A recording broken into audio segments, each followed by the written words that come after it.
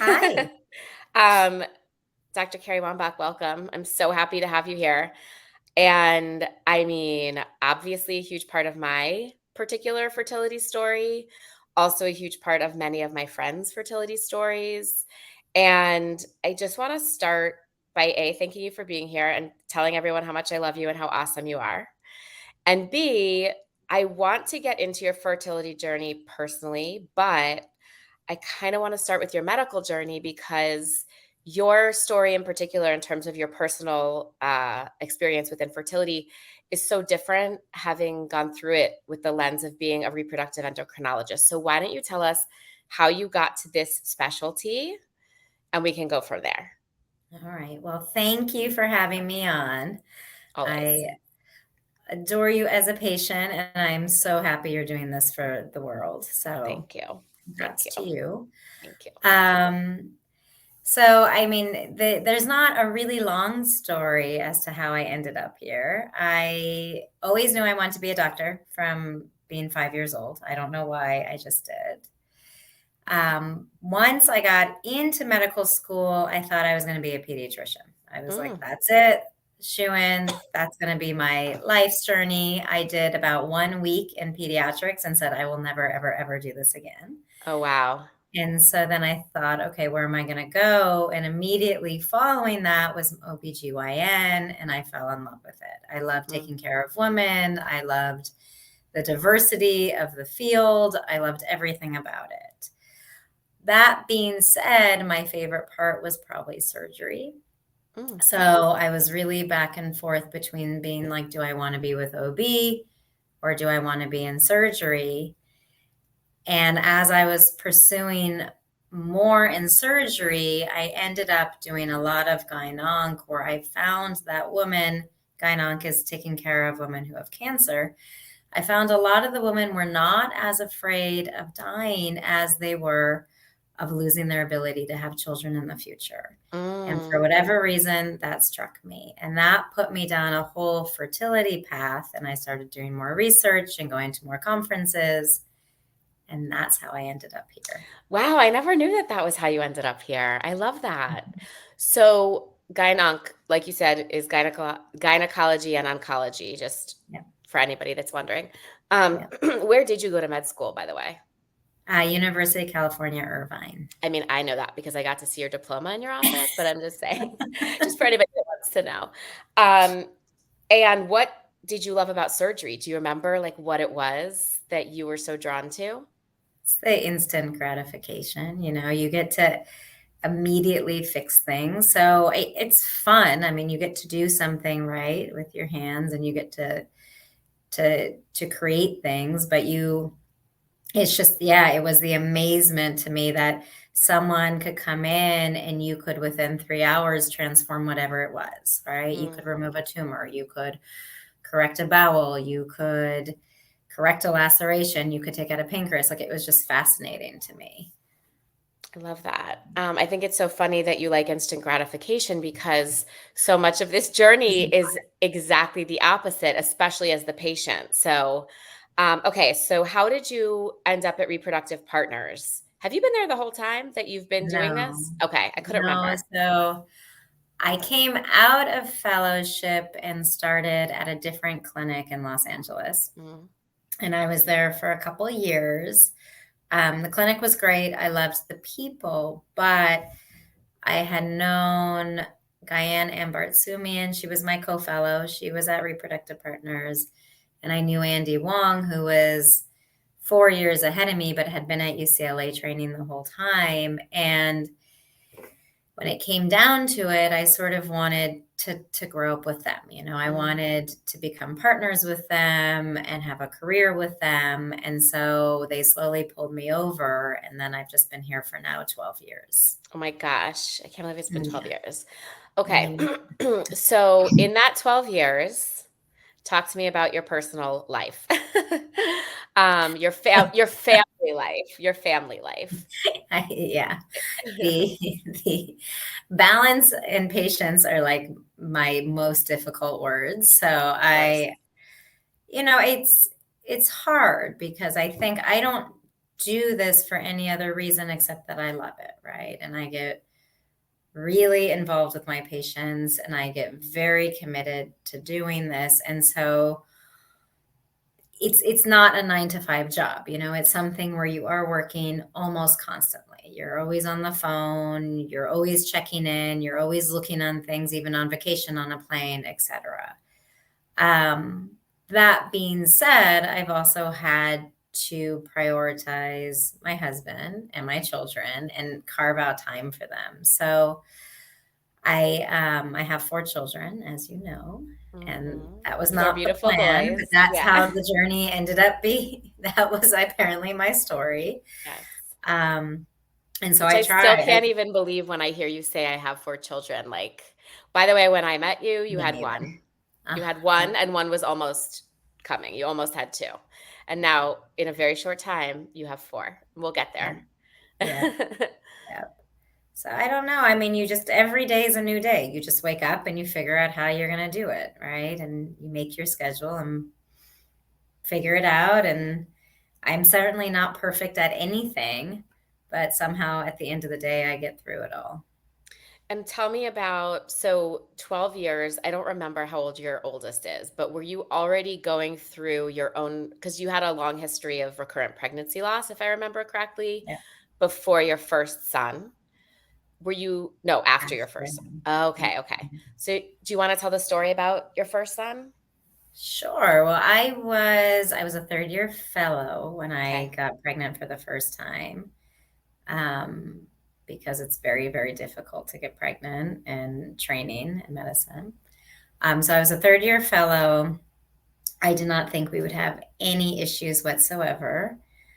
Come to it, we started trying. I wasn't ovulating, ended up having to go on medications. It probably took almost, I don't know, maybe 4 months of getting pregnant. So not very difficult, right? Got pregnant, thought, okay, like I can do this, like didn't think twice. Fast forward to 25 weeks. I went into preterm labor, was admitted. About 2 days after I was admitted, my water broke and I delivered a baby at 25 weeks. So that baby, he's 10 years old now. His name's Spoiler. Jack. Yeah. He's somehow got through the 100 days in the NICU. It was How pretty did you sick. get through it? How did you get through it? Didn't really, I don't know if you could say I got through it. Over time, I worked through it, but I stopped working. I didn't do anything. So I took about 7 months off when he was born.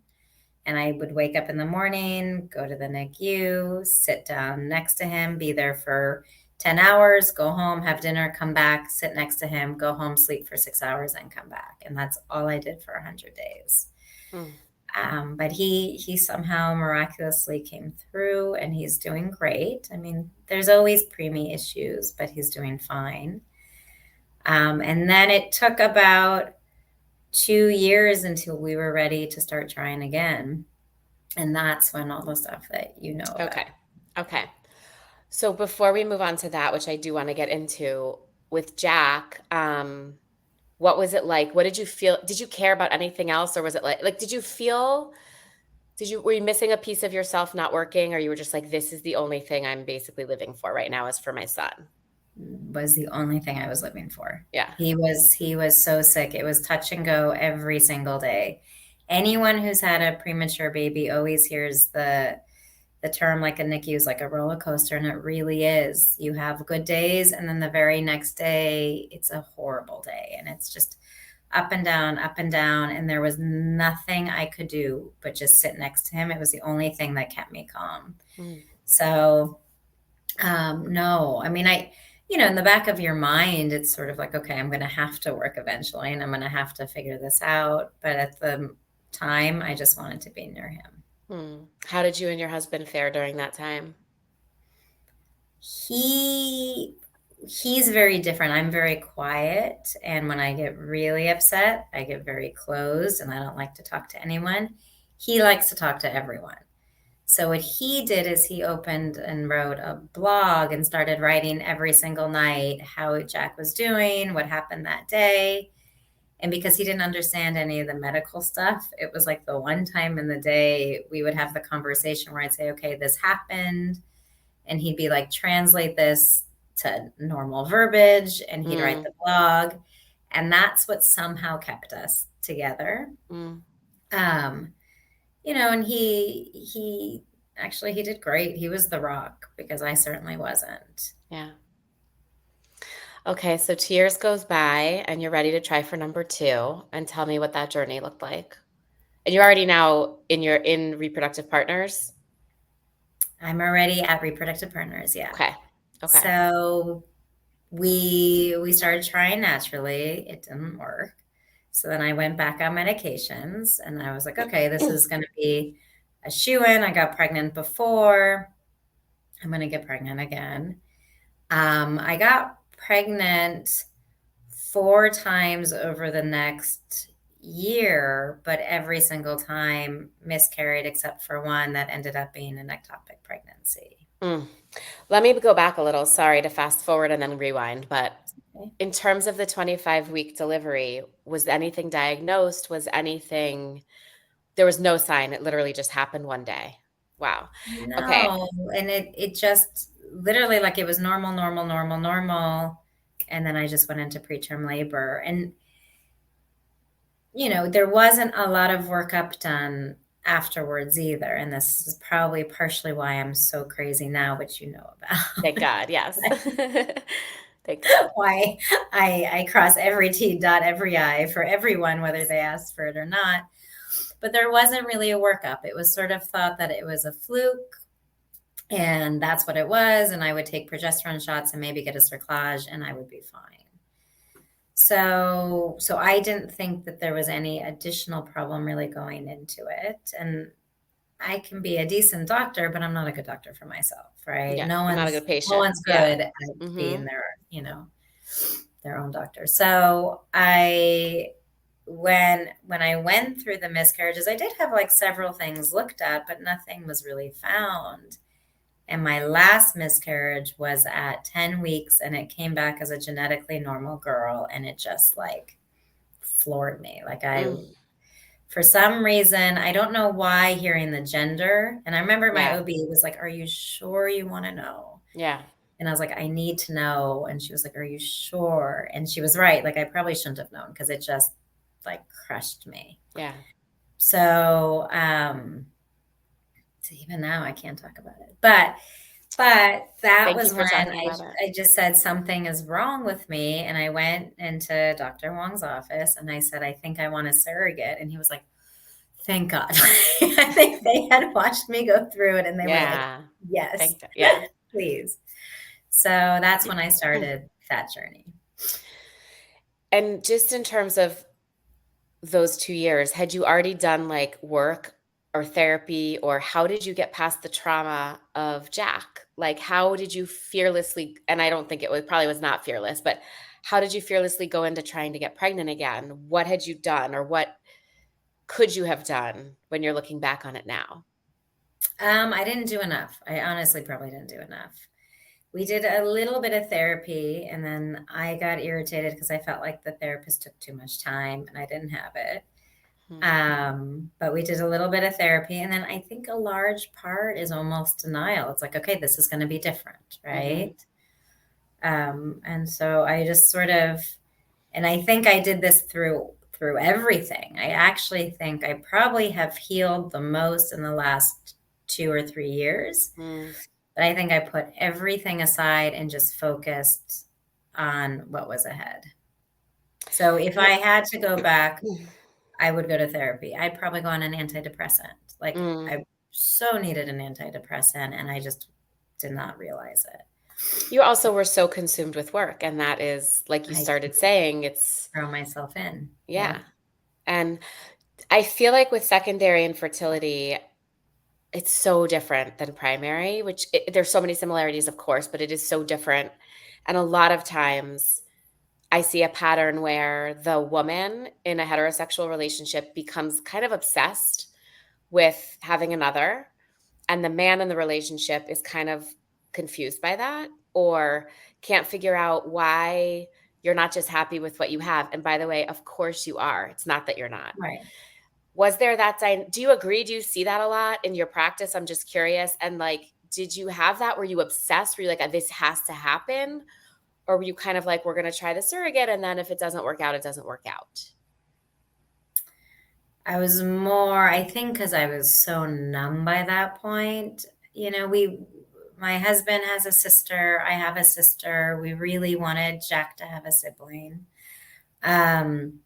We also wanted, and this sounds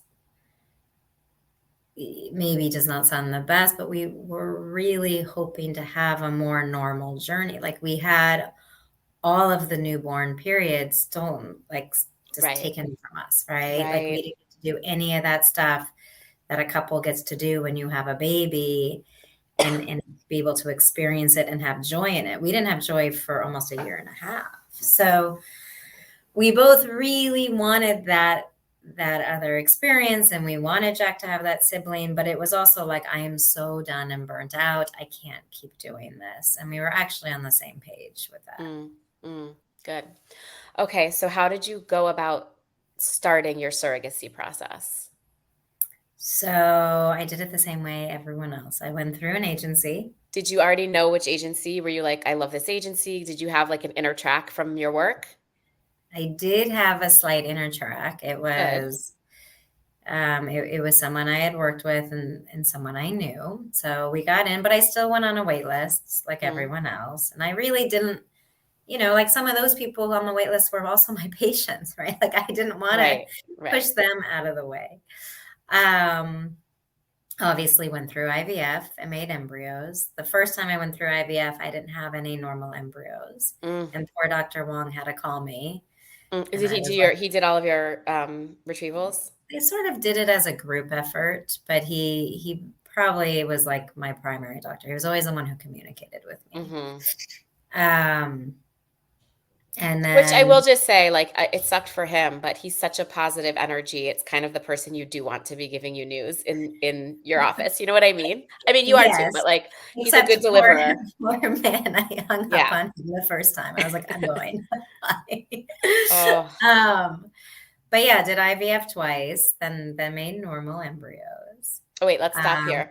yeah. What was it like for you to be going through IVF after like prescribing IVF to so many people? Was it weird, or was it like, oh, I know exactly what's going to happen? Were you disappointed? Were you emotionally attached, or were you kind of more like practical in terms of your thinking because you're a doctor in this way?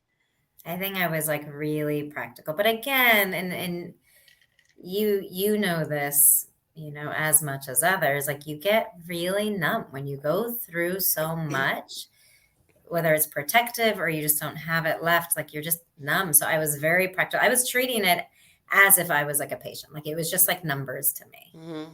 Hmm. And of course, like, yes, there's that anxiety, and there's also the excitement of like, how many eggs am I going to get? How many embryos am I going to get, et cetera. But it wasn't, um, I had been on also meds for 5 years at that point. So I had experienced the injections and the meds and knew all of that.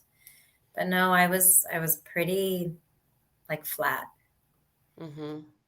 Okay, so then you get bad news. Then you do a second round and you had embryos. Hmm.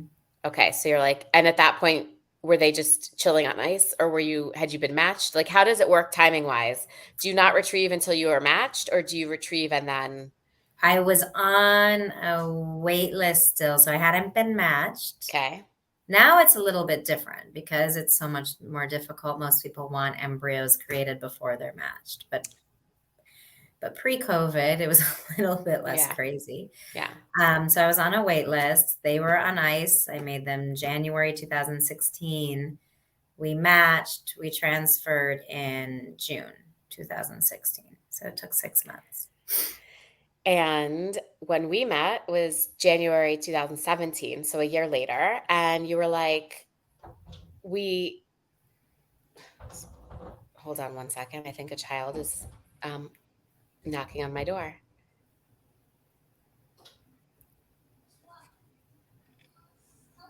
Can you hear me right now? Yeah, I can hear you, but I also Okay, hear hold that on. cute little Hold voice. on. Sorry, Devin, hang on. Don't worry.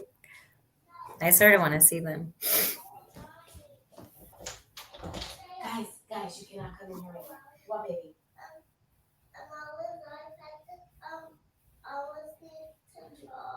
Okay, Zadie can help you, okay? You need the chair. Thank you. Go say hi really quick on the thing. Go say, come here. Go say hi. Can you say Hi. hi? Hi. Okay, now get out. Love you. Huggy. Goodbye. Love you. Love you. Oh, I love seeing you with them. Oh my God, I'm sorry. That's going to be my favorite part. I Seeing you know this we will. morning. Yes. Oh, did this come out? Oh my God, has this not been in the whole time? Hold on. I don't know. As long as it's not the giant microphone you brought to I clinic. know, right? Remember, it was Yeah. like hot pink. It had a Yeah. hot pink styrofoam Yeah. on No, it. I like pull Okay. it out of a bag, and I was like, "What is I that?" know. You're like, I can't even look at you like that as you're like Mhm. inside of me. But anyway, Mhm. um, Yeah, so sorry, I don't you normally have hide my it. kids home, but it's still Uh-huh. it's still spring break. Okay. It's okay. So where were we? Mm, Second I don't retrieval. know. I met okay. Oh, I So I met transferred. you in January of Yep. 2017. Yep. And we decided to whatever move forward together. And I remember the first thing I needed to do was a hysteroscopy. And you were like, so somebody canceled tomorrow at 10 a.m. We can do it then. Otherwise, we can't do it until like April because I'm leaving. And I was like, what? And you were like, yeah, I think you said I'm having a baby. And then I Yes. came, which I want to get into that too, like how it was to talk about with patients. But then I get to the office and I'm like, this woman's having a baby. She's a tiny little thing. Like, wow, how is this possible? And you were like, yes, I have a surrogate and we're leaving it, by the time I could get you on the books again, I'm going to be on maternity leave. So what was it like talking about that with patients? I mean, truthfully, a lot of people, and I probably didn't do it right, right? Because I didn't like talking about it with patients so much. And people obviously found out, but a lot of people didn't know. It was just sort of like, okay, Wambach's going to be gone for this period of time, because I actually felt this tremendous amount of guilt, even if I had gone through the same journey as a lot of you. Felt sort of guilty for being like, I'm going to go pick up my baby. And, in retrospect, it probably had nothing to do with the patients. It was all like my own shame and my Sure, own of feelings course. and everything I had gone through. But I had a hard time talking about it with some people. And then to make matters even more complicated, what happened when you went to pick up your surrogate and then when you came back? So it was before before I went to go pick up. So the baby from the surrogate, his name's Cole, was born in February. In December, so 2.5 months prior to that, I was getting so sick. I couldn't figure out what was wrong. I was complaining that my clothes weren't fitting me. One of the nurses was like, "You're pregnant." I'm like, "There's no way I'm pregnant," because I never, ever conceived without medications. And we were trying not to conceive. So for anyone listening, withdrawal does not work. But on that note, Most importantly, yeah. on that note, By the way, anybody listening to this podcast wishes that withdrawal wouldn't work. You know what I mean? Like you're that's so true. yeah. That's true. So you're good. um, but I found out I was pregnant on my own in December for the first time in 5 years. And you're 2 months away from having And I your was two surrogate. months away from having. So when we called the surrogate, her husband's only question was like, "Are you still going to come pick up this baby?" And I was like, Of "Yes, we're still course. going to come pick up this baby." As in But your baby. yes, as in Yeah. our baby. But yeah, it was a mess because I was so afraid I was going to lose the baby that I was carrying. I was so afraid I was going to go into preterm. I was so afraid I was going to be on bed rest and miss Cole's entire birth, like everything we had worked for, right? But yeah, that 2017 was an interesting year. I can't But even that was your year with me. That's when I So, started with you. yep. Yes. It was a shit Mhm. year for me, but it Yep. was eventually a good year. Yes. Well, the next year. But I just can't even I like just thinking about you and your husband's faces looking at each other, finding out you're pregnant after all of that. Like I just get like goosebumps thinking about it. It's like so your minds must have been like beyond blown. You know? Like what There's was it a like? there's a text chain because when the nurse told me in the clinic, I went and took a pregnancy test. I almost fainted when it turned positive. I walked straight out of the bathroom to the ultrasound, which I had the ability to do. I hope you didn't do your own ultrasound. Definitely scanned myself abdominally. I love it. Like, so you're And just like alone in one of your rooms scanning yeah, yourself. Oh my God. yes, because I was like, what is going on? And I fully expected to see some, 7-week miscarriage or whatever it had been. And there was like a 9.5-week baby with 2 arms and 2 legs wiggling in there. And so I called my husband. He doesn't answer. I call him again. He doesn't answer. I text him. I'm like, answer. He goes, I can't. And so I took a picture of the pregnancy test and I'm like, we're pregnant. And he was like, what? And this just curse word after curse word, after, because we just had no idea what to do.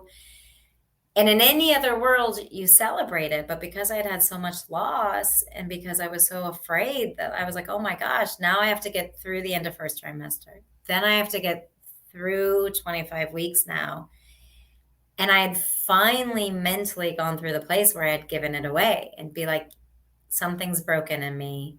You can do it. Mm, And then I went back, but luckily we made it to 34 weeks with him. mm. Actually, you So went into labor the day you transferred me in June. I remember. I think it was June 28th. Am I right? June 28th or June 29th? 29th, June Yeah, I have like a 29th. crazy memory for, Uh-huh. but you were amazing because at that point, I think you were on bed rest and I was freaking out because I had had a horrible experience already. And you were like, I'll come in off of bed rest and do your transfer. I shouldn't even tell this story because every other patient's going to be like, what? But we know this is never You did happening not to you put me again. into labor. I I did swear not. to I did life. not. But If you it were makes like, you feel better, I did 2 other surgeries that day it too. does make me feel better. Yes. And you were like, yep, I talked to my doctors, like, as long as I have my traffic plan to the hospital, if anything Yeah. happens. And then you texted me like the next day that you were, I think, either had the baby or were in labor. Anyway, thank you for doing that. Appreciate it. You're welcome. I felt like it was a really good omen for me. It was not, but that's not the point. I know. I know. Um, okay. So you're like, okay, we're gonna have how did you even like 25 weeks with your surrogate? You want to talk a little bit about the insanity that happens when you're not biologically pregnant but expecting a baby?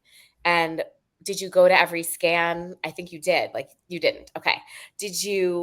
How did you Mm. manage that? Because that is something that I think a lot of people who go through the surrogacy experience don't anticipate how high the anxiety will be for somebody else. Yeah, by the way, the whole thing is sort of, it's exciting, but it's also super stressful and awkward. And it's like, what am I supposed to go do? What do I want to go do? What does she want me to go do?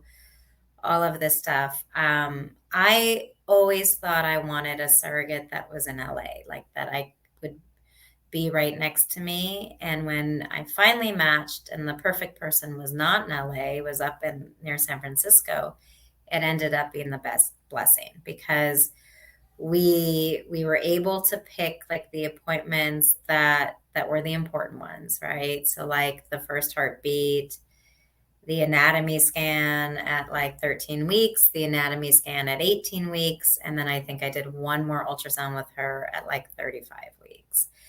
And I would fly up in the morning, go to the ultrasound, we'd have lunch, and I'd fly home. And it was like, it was phenomenal because it was scheduled. It took the pressure off. I didn't feel like I had to go to every visit. She probably didn't want me at every visit. Sure. She was really relaxed and was the perfect surrogate for me. And I was like super stressed and like this. Mm, Um, and it's scary because we're all type A. You want to control what food goes in your body. You want to control what medication happens. You want to control what exercise she does. You're like afraid if she's going to have sex, like you're afraid of everything. sure. But the minute I was able to just be like, her body has worked, 3 times before beautifully, and mine hasn't. And this is the first and best gift I can give this child is like, let me get you in a uterus that can bring you to full term. Like the second I could just do that and close my eyes, like I just let the rest of the stuff go. I love it. How did you explain it to Jack?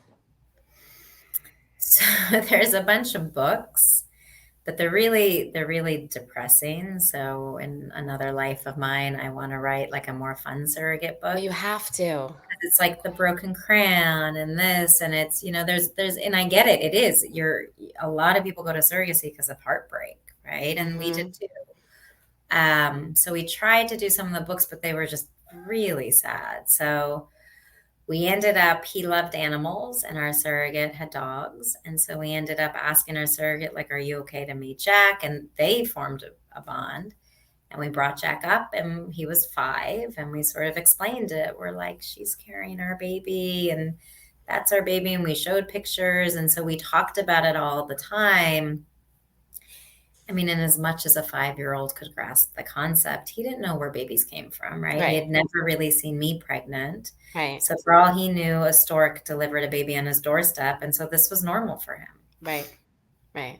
Okay.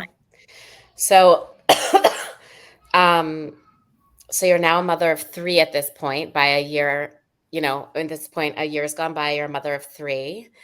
You take maternity leave. Yeah. And tell me about how you became a mother of 4. When did you decide we need one more?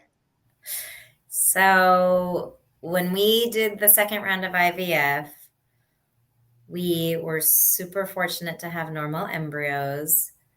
Every normal embryo was a boy. And at the time, I did not care. It was like, I just want a healthy baby. So we obviously went with one of the stronger ones, and that was Cole. Then when I got pregnant naturally, it was a boy again. And so we ended up with 3 boys. And in the embryos we had, there also was a mosaic girl.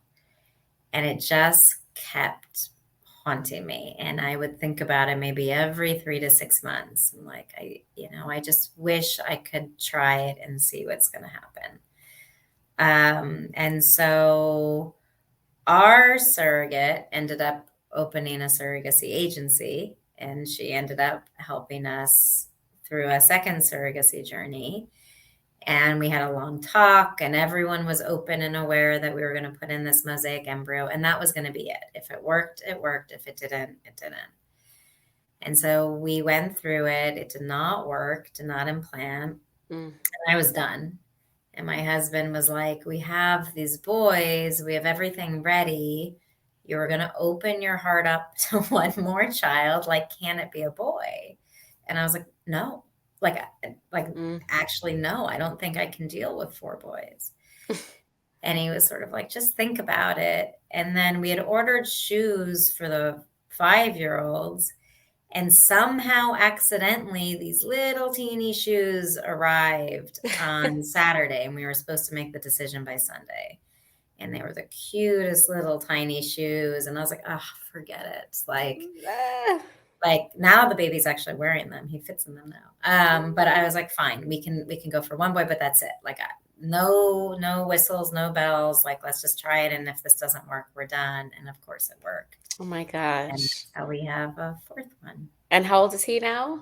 He's 14 months. Oh my God. So you have 14 months, 2 5-year-olds, or 1 5, 1 6? 1 5, 1 6 now. Okay. Yeah. They're in that one period of the time where they're different ages. Which, like, seriously, as a mother of twins is, I don't know, like that seems even so much harder to me. It's interesting. Yeah. I mean, for babyhood at this point, maybe a little bit different, but like, and then Jack is 10. So you really run the gamut. Amazing. So, and you are still, by the way, an incredible RE.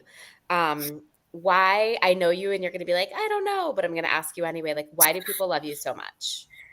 I could tell, I mean, I know why I love you, but why do you think people love you so much? I don't know. I'm a pain in the butt.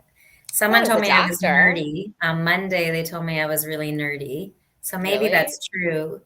Well, nerdy as in a way of like, I like literally look at every single thing. Like, I think I'm amazing. so worried that I don't want this to happen to anyone else. Like Yeah. when people have miscarriages, like I just like want to sit and cry with them. Like I know what it's like. Like I want to do everything in my power to prevent them from having this happen. Right.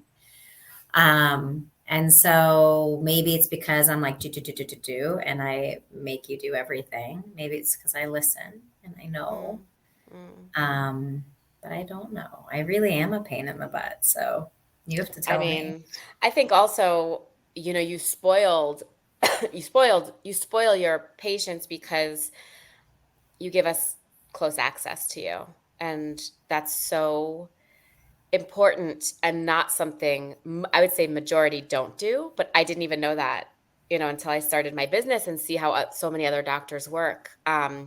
Some doctors, there's a portal and you just send it to the portal and that doesn't even go to the doctor. It goes to a nurse and then maybe the nurse tells, and it's like so hard and so heartbreaking. So I think having access to you and like generous access and responsive access, I think is huge. And it's very kind and very open-hearted of you. I'm curious, like, two things. How do you feel when you say goodbye to patients? Like, I remember I was like, wait, I had spent so much time. I'm like, I've spent more time with you than like anyone in my family in the last 18 months. Like, I can't go on without you. And that must be so hard. I mean, do they even train you for that specifically in med school, or like the connection piece of it? No, they don't do No, any part of that. I mean, California, sure, there's like a little bit of a social Right. piece, but no.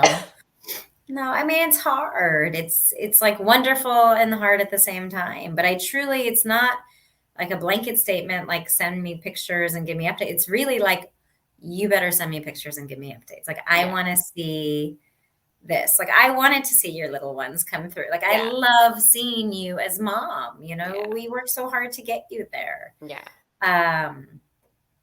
But no, I mean it's sad. Like I miss some of my patients. I really Yeah. do. Yeah. But I also sent you a picture recently of like 5 kids in a row at my kids' preschool. And I'm like, I'm pretty sure 4 out of the 5 of these are from you. Granted, 2 of them were mine, but still, it was right. amazing. Well, you're so well loved. So tell me, what do you do to take care of yourself? Anything? Anything? No, I mean I exercise all the Anything? That's time. good. That's good. I do. I try like for me, I love going out. I love dinners. I love going on vacation. Like I try to put in that balance. Like you're never anyone who's my patient knows that like, oh yeah, like when I'm like I'm out of town, I don't lie about it. I'm like, I'm Yeah. going on vacation. Right. Hmm. Um, I don't know. I don't know if I do enough. Per my mother, I don't do nearly enough. And I'm working on it. It's a work Yeah. in progress. Well, what's it like? What's it like having 4 boys at home? I It's mean, it must crazy. be insanity. No, it's insanity. I mean, bedtime's insanity, Yeah. right? Bedtime's like literally from 7 to 10 every night. And it's like bedtime, homework, homework, bath, homework, bedtime, bedtime. Oh my gosh. Do you And we get miss sleep? things like there's no people are always like, how do you do it? And I'm like, I don't. We Yeah. missed, there were 2 plays.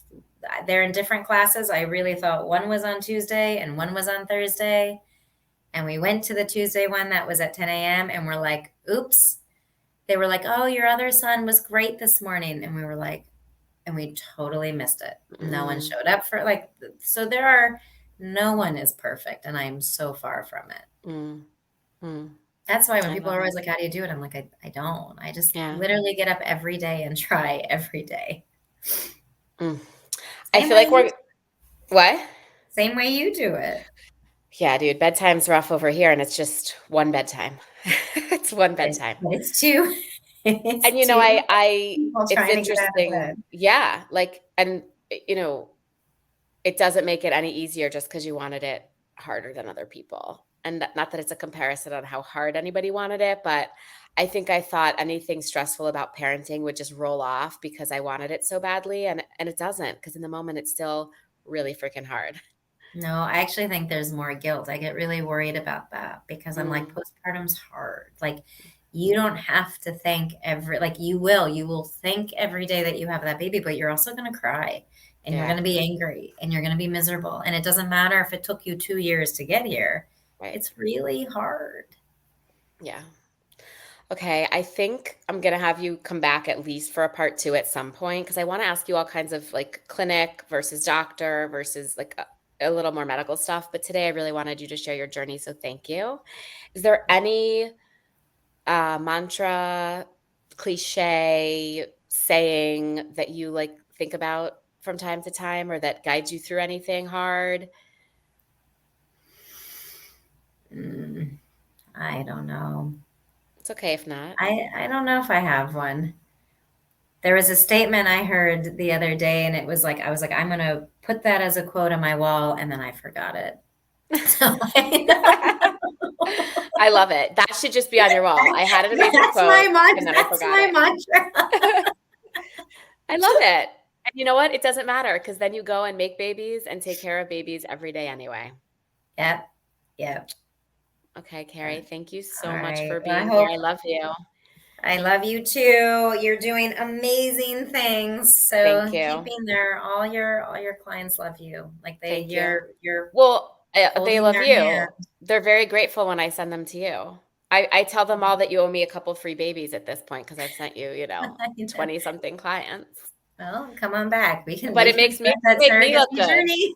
You make me look good, because everyone loves you. So thank you for that. Oh, you're welcome. All right. Well, have a good weekend. You too. You're the only person I'll brush my hair for. I love you.